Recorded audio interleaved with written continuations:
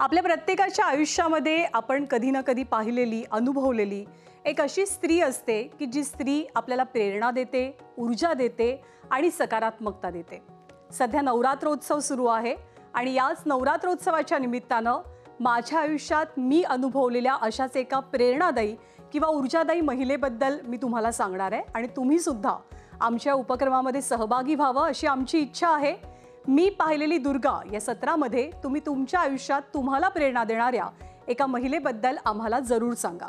यासाठी तुम्हाला काय करायचं आहे तर तुम्हाला तुमच्या इंस्टाग्राम अकाउंटवरती जाऊन तुमच्या अनुभवाचा एक व्हिडिओ शेअर करायचा आहे आणि न्यूज 18 लोकमतला कोलॅब करायचं आहे.